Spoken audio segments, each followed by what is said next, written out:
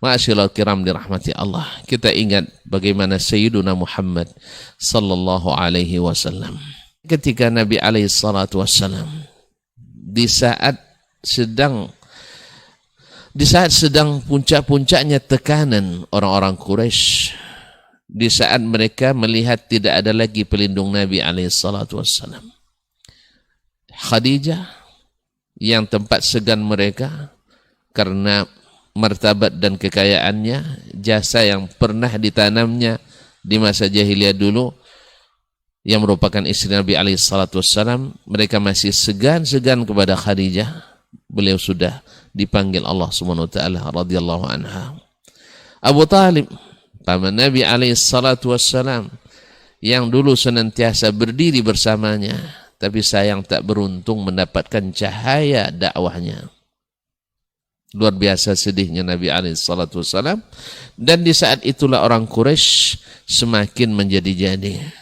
Kalau bahasa kita semakin masuk ayam. Ya, semakin masuk ayam. Habis diacak-acaknya dakwah Nabi alaihi salatu wassalam. Akhirnya Nabi alaihi salatu wassalam sudah merasa tidak ada peluang sama sekali untuk meneruskan dakwah di Makkah. Beliau berpikir mudah-mudahan saudara sepersusuan yang ada di Hawazin di Taif. Beliau pernah disusukan oleh Ibunda Halimatus Sa'diyah radhiyallahu taala anha. Mudah-mudahan saudara sepersusuan, datuk sepersusuan, mama sepersusuan dan sebagainya, mudah-mudahan Allah berikan kepada mereka hati yang tunduk. Maka Nabi menuju ke Taif dalam perjalanan yang susah karena kawasan yang memang terjal, jarak tidak kurang, kalau dengan jalan tol sekarang lebih kurang 72 km lebih kurang. Nabi datang ke sana menemui para pemuka. Apa yang terjadi? Yang terjadi justru penolakan yang lebih menghinakan. Subhanallah. Nabi dilempari dengan batu, dicaci maki dan dihinakan. Yang lebih hina lagi, yang disuruh adalah orang-orang yang kurang akal dan anak-anak. Subhanallah. Bahkan petinggi mereka mengatakan, kalau kau benar Nabi, saya tidak butuh mendengarkanmu. Andai kau bukan Nabi, kau bukan level untuk berbicara kepada kami. Subhanallah. Nabi Muhammad sallallahu alaihi wasallam bukan level untuk berbicara dengan mereka.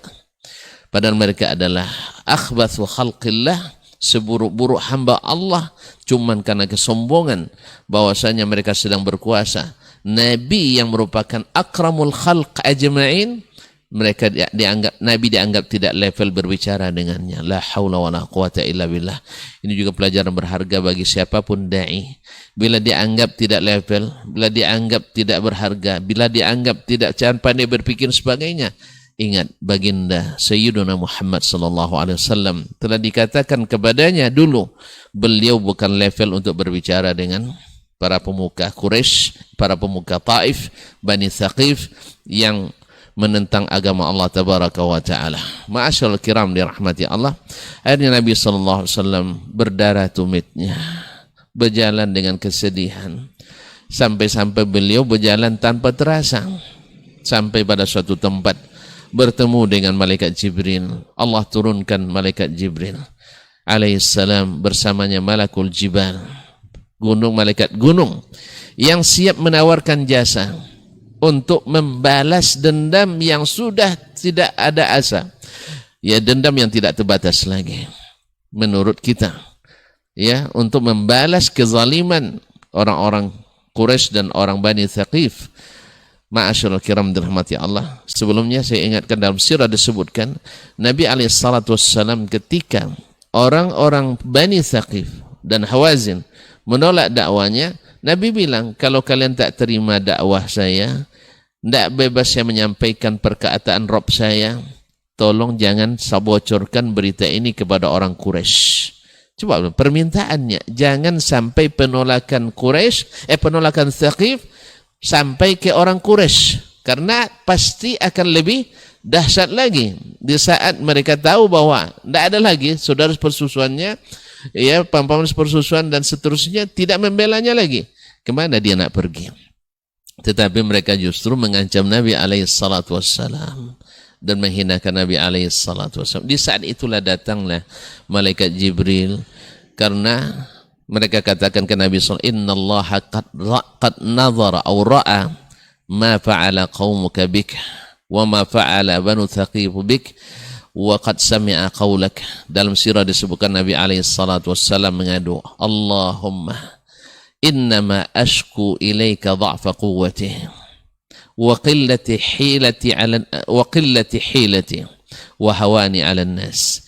Ya Rabbi, laula bika alayya ghadabun fala ubali. Ya Allah, hanya kepadamu aku adukan kelemahanku. Kepadamu aku adukan sedikitnya jalan yang bisa aku tempuh dalam dakwah ini, dan bagaimana aku dihinakan oleh manusia.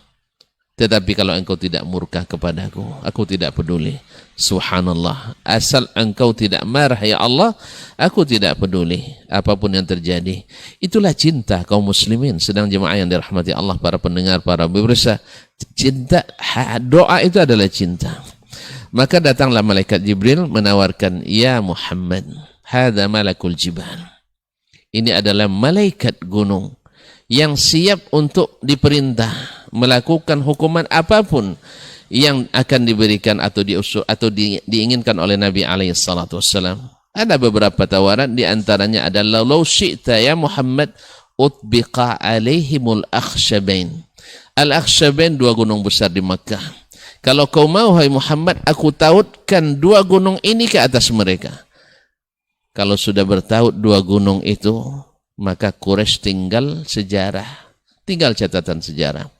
Tapi lihat kaum muslimin, lihat para hadirin, lihat para mustami'in wal mustami'at wal musyahidin wal musyahidat. Nabi kita SAW sekali lagi melihatkan cintanya, melihatkan pintu kebaikan yang ingin dia buka. Walaupun orang-orang Quraisy, orang-orang Taif dan seluruh musuh dakwah ingin menutup pintu kebaikan itu, Nabi tidak.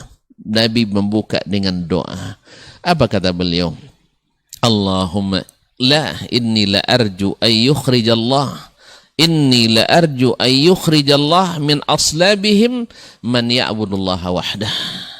Allah, saya ingin dan berharap Allah keluarkan dari tulang-tulang sulbi mereka hamba-hamba yang hanya berdoa kepada Allah, hamba-hamba yang hanya beribadah kepada Allah. Inilah kaum muslimin, dan doa inilah yang diijabah oleh Allah Subhanahu wa taala. Dalam waktu yang singkat, Nabi pun harus berangkat menuju Madinah, karena tempat inilah yang Allah sudah siapkan untuk membangun sebuah negara terbaik yang pernah ada dalam permukaan bumi, yaitu dibangun oleh Nabi dalam waktu yang super singkat. Ahli sejarah manapun pasti harus mengakui negara yang hebat hanya dalam hitungan 10 tahun dibangun oleh Nabi SAW dalam penuh tekanan, bukan tanpa gangguan, tekanan eksternal dan internal. Eksternal kaum musyrikin dan internal kaum munafikin. Dan di situ juga ada orang Yahudi yang memang terkenal mengadu domba. Sampai hari ini antara kita pun diadu domba oleh orang-orang Yahudi. Cuman kasihan banyak di antara kita yang tidak menyadari. Apalagi dengan isu-isu hari ini, semoga Allah SWT dengan doa yang senantiasa kita lambungkan tinggi-tinggi, mengetuk pintu langit, semoga sampai ke arsy Ar-Rahman. Mudah-mudahan kita dijauhkan dengan doa dan menjadi pintu yang membuka kebaikan. Wallahul musta'an wa alaihi tuklan.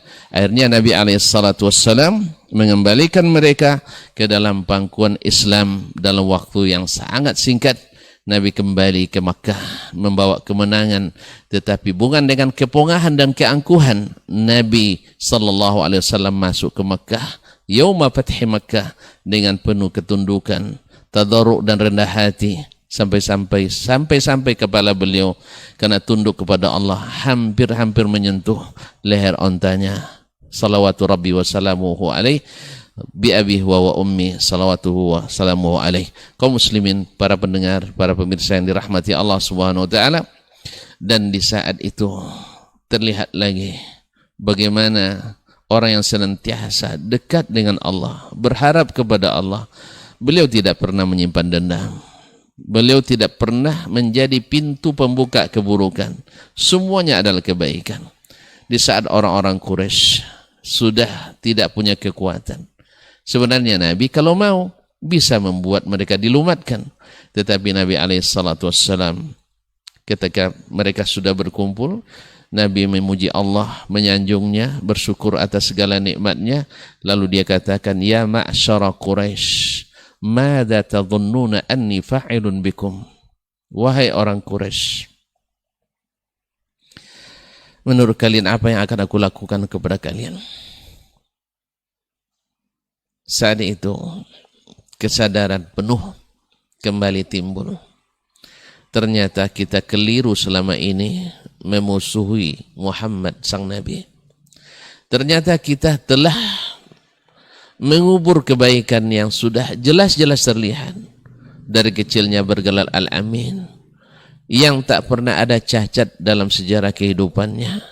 Kita yang memprovokasi, kita yang mempersekusi, kita yang telah memfitnah, kita yang telah menyebabkan dia harus hijrah, kita yang telah berbuat segala keburukan. Hari itu hadir di depan orang-orang Quraisy. Mereka sudah dikatakan putus asa, tetapi masih ada kalimat yang indah yang mudah-mudahan bisa menyelamatkan. Dan ternyata memang itu pantas bagi Nabi SAW. Mereka katakan, akhun karim, akhun karim, ibnu akhin karim, saudara yang mulia. Sekarang mereka mengakui saudara yang mulia, anak saudara kami yang mulia. Nabi SAW memang yang mulia, anak orang yang mulia, dan melahirkan anak-anak yang mulia, menciptakan sahabat-sahabat yang mulia, yang maaf itu, yang rahmatnya lebih cepat daripada marahnya, yang maafnya lebih cepat daripada mengalas dendamnya. Maka Nabi SAW dengan kalimat yang masyhur mengatakan, intaliqu izhabu fa antumut talaqah, izhabu fa antumut talaqah, pergilah kalian, sesungguhnya kalian adalah orang-orang yang dibebaskan. Allahumma salli ala nabiyyina Muhammad, Allahumma salli ala Nabi Muhammad wa ala alihi wa sahbihi. Demikian yang dapat kita sampaikan pada waktu yang sudah dibatasi. Semoga Allah SWT menjadikan kita orang yang terbanyak berdoa kepada Allah sebagai pembuka pintu-pintu kebaikan. Dan semoga tidak satu pun kita kecuali senantiasa dalam segala keadaan memanjatkan doa kepada Allah